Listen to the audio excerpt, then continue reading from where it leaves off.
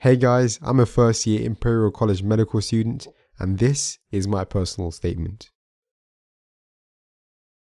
If you haven't watched part 1 of my personal statement video where I go through my introduction, then click right here.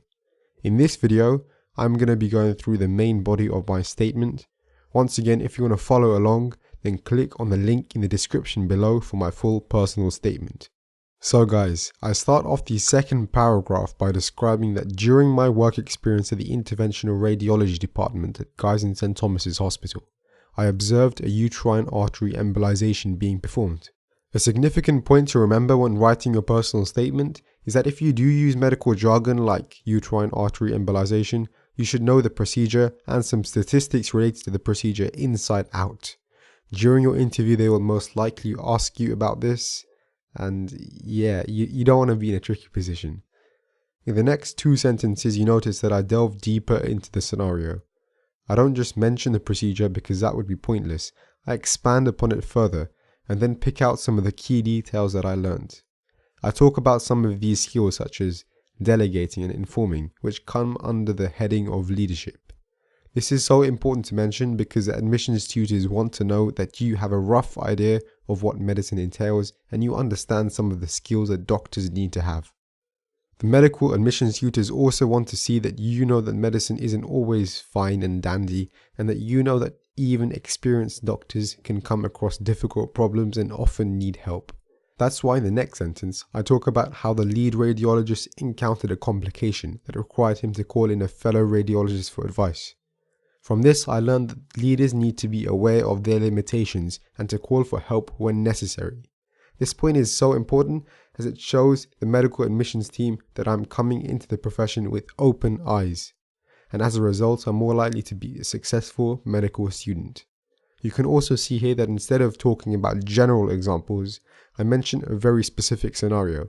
This makes it easier for me to be constantly picking out skills because the experiences that I mention in my statement are narrowed down to a few but significant examples. Last but not least, I mentioned that as a house prefect, I developed leadership skills to head a team of students to raise money for charity. In this whole paragraph, you can clearly see that I've highlighted some of the key skills I observed on my work experience, and now I'm showcasing how I've had the opportunity to develop these skills. After all, it is a personal statement. So you do have to explain how you've got involved in some of the activities which have given you the chance to build upon these skills. So now I've talked about my secondary care or hospital work experience, I move on to expand upon my primary care or GP work experience. I start off the paragraph with, shadowing a GP, I observed the challenges of providing care with ration services and the pressure of 10-minute consultations. In this one sentence, I highlighted many points. Number 1, I show that I'm aware of some of the hardships that many GPs face. And number 2, I showed my awareness of the NHS system by talking about ration services and 10-minute consultations. These are very important points because they show the admissions tutors that I am aware of the current NHS situation and thus I am entering medicine with the right and honest intentions, i.e. not for the money. In the next 2 sentences, I describe a situation in which a patient asked for antibiotics for a viral infection and the GP had to be sensitive when declining the patient's request. I expand on my work experience by providing examples of very specific situations. This allows me to delve further into my work experience, giving me the opportunity to pick up on some unique skills. I state that, offering a logical and concise explanation, delivered with empathy, the GP was able to involve the patient in the decision-making process.